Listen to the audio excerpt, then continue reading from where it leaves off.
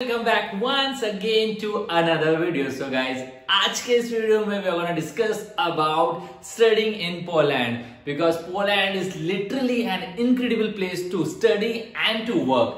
So आज के इस वीडियो में we'll be discussing about why to study in Poland, how to search universities and courses, step by step admission process and about the part-time jobs. So if you are new to this channel को subscribe कर लो because मैं ऐसे ही information study work visa से related information इस YouTube channel पर share करता रहता हूँ. तो चलिए without wasting a time let's go ahead.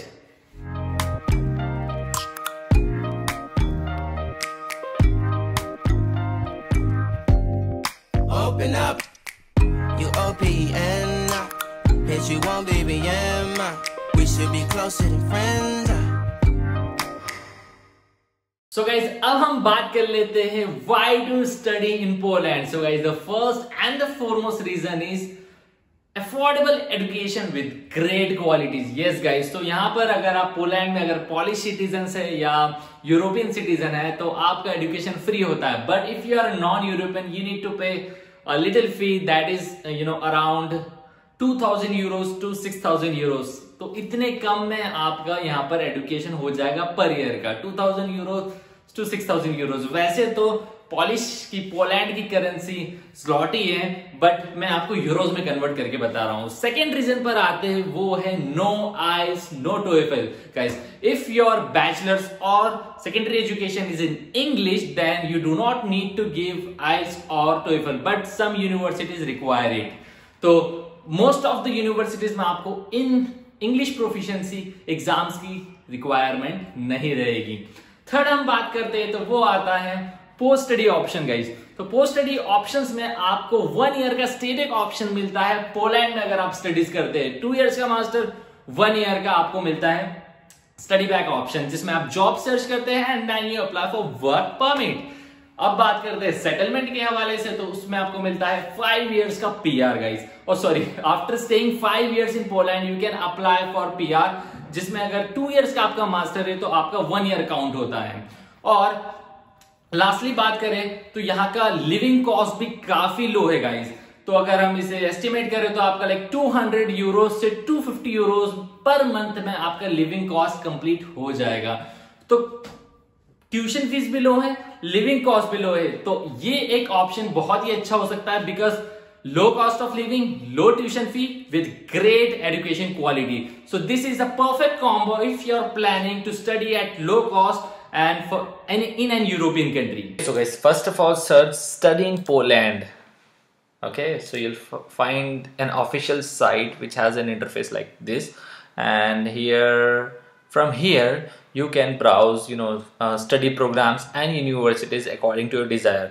So there are a lot of universities, featured universities here also, and vocational schools also which provide short-term programs, short-term vocational courses. Now suppose I want to go into business management and management sciences. I'll go for master degree. All right, so let's suppose search. So I got these universities. Let's go for Warsaw University of Technology, and Warsaw is the capital of Poland. So yeah, these are the programs that are offered by Warsaw University. And let's suppose we want to go for any program, whichever you like. Suppose robotics. Okay, fine. It is Master of Science in Robotics, and it's a degree in English, and it is of 2 years, 4 semesters. And yeah, the tuition fees for this particular program is 1500 euro per semester. So that is nearly around 1 lakh or 1.2 lakhs. So that's quite less.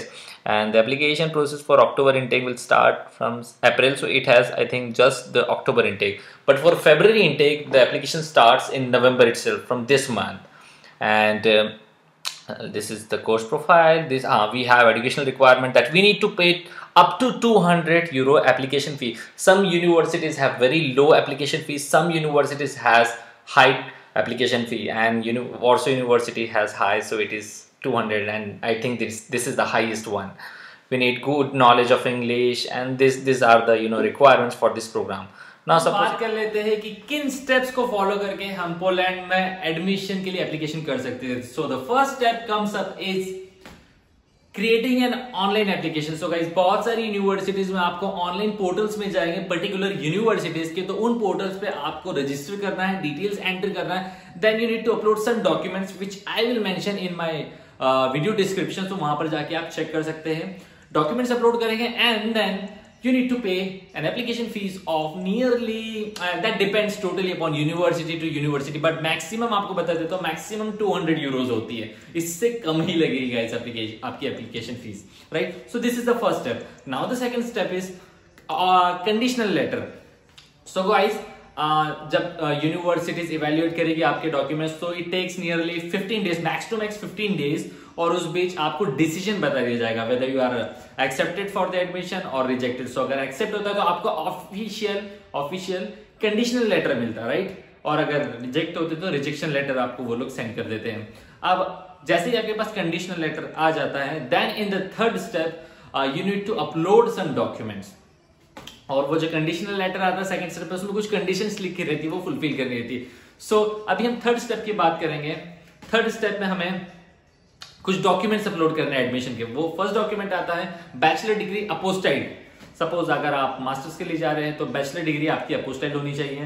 Then eligibility statement. Eligibility statement simple है, इसमें यह होता है कि आपका bachelor अगर India में है तो आप मास्टर्स करने के लिए एलिजिबल है, जो कि आपके यूनिवर्सिटी से प्रिपेयर हो सकता है। सिंपल, अगर ये नहीं है तो आप माइग्रेशन सर्टिफिकेट या ट्रांसफर सर्टिफिकेट भी लगा सकते हैं। थर्ड, आपका प्रूफ ऑफ ट्यूशन फी। तो गाइस, जो कंडीशनल लेटर रहता है उसमें ट्यूशन फी की पूरा लिखा रहता है, कितनी ट्यूशन फीस रहेगी, कैसे पे करनी, तो वो आपको ट्यूशन फी पे करने के बाद उसकी रिसिप्ट आपको थर्ड स्टेप में अपलोड करनी रहेगी।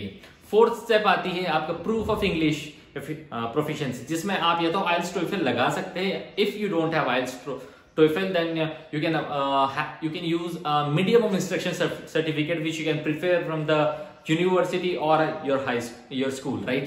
तो ये documents upload करने के बाद after some time, like a week or in 2 weeks, you'll get a final admission letter which we can call as visa letter also. Then in the fourth step, finally we'll apply for visa. So these are the steps that you need to follow. These are the general steps that we need to follow for studying in Poland. Part time jobs की बात करें तो एक international student 20 hours part time job कर सकता है, और उस पार्ट टाइम जॉब से स्टूडेंट के लिविंग एक्सपेंसेस मैनेज हो जाते हैं। और जहां तक रही बात किस टाइप की जॉब्स मिल पाएगी, तो वो ट्यूटरिंग जॉब्स मिल सकती हैं, ऑन कैंपस जॉब्स मिल सकती है यूनिवर्सिटीज में, डिलीवरी की जॉब्स मिल सकती है, रेस्टोरेंट जॉब मिल सकती है, और वैसे भी इंग्लिश वहां पर थोड़ी अच्छी खासे लेवल पर बोली जाती है, तो वो भी एक बेनिफिट आपको मिल जाता है। अब आप अगर प्रैक्टिकली मेरी ओपिनियन रहते हैं तो वीजा में पोलैंड में प्रॉब्लम ये आती है कि वीजा अपॉइंटमेंट डेट्स की थोड़ी सी प्रॉब्लम रहती है। सेकेंडली, वीजा का रेशियो कहीं कह सकता हूं मैं प्रैक्टिकली कि थोड़ा सा लो रहता है, तो वो प्रॉब्लम्स के कारण अभी पोलैंड थोड़ा सा सो एंड सो कंडीशन पर है। बट अगर हम पॉजिटिव एस्पेक्ट देखें तो ट्यूशन फीस काफी लो है और लिविंग एक्सपेंसेस भी काफी लो है, तो इसको आप एक अच्छा ऑप्शन कंसिडर कर सकते हैं। और जहां तक रही वीजा की बात, तो अगर आप प्रॉपर डॉक्यूमेंटेशन करेंगे तो डेफिनेटली आपका वीजा भी लग जाएगा।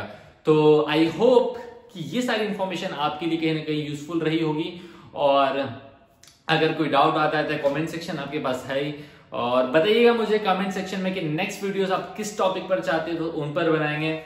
तो वीडियो को लाइक और शेयर जरूर करना, क्योंकि बहुत ही मेहनत लगती है इन वीडियोस बनाने में।